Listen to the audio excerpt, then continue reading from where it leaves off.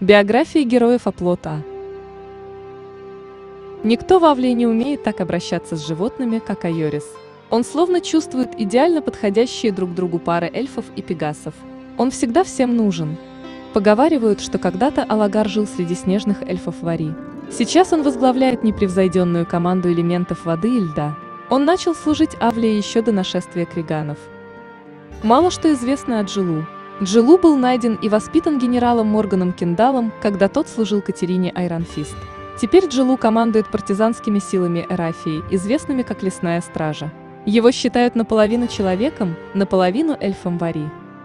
Джем была одной из величайших колдуней, каких когда-либо видел Энрод. Во времена войн за наследство она служила Роланду Айронфисту. Затем, когда Роланд укрепил позиции трона, она покинула Энрод и уехала в Эрафию, найдя новый дом в Авлии. Однажды в деревне, где жила Жизель, был праздник.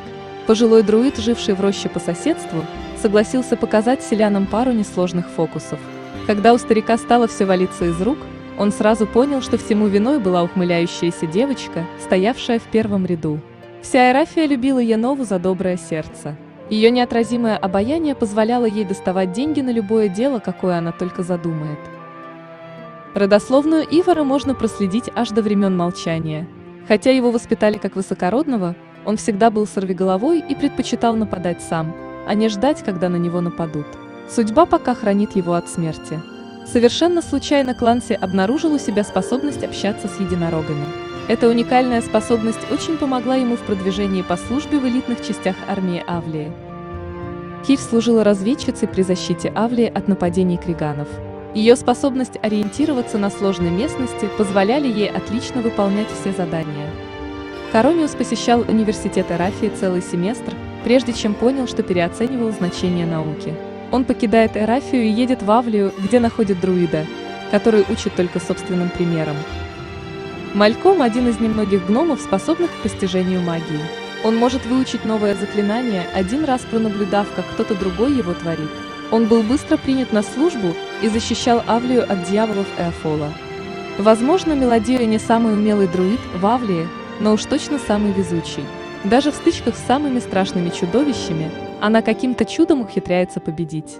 Солдаты с радостью идут служить в те войска, которыми она командует. Мипхала прошла подготовку в рядах эрафийской армии и гениально умела использовать особенности местности во время ведения боя. Несколько лет назад она оставила службу, предпочтя суете городов Эрафии спокойствие и безмятежность Авлии.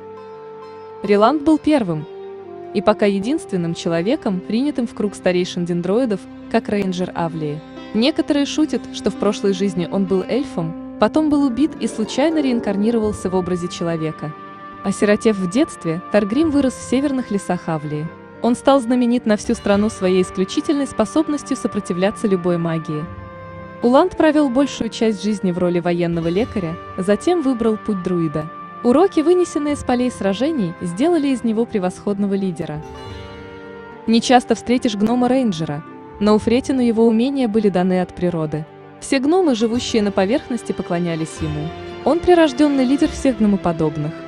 Илизар, возможно, самый блестящий ученик магии, каких когда-либо видела Авлия.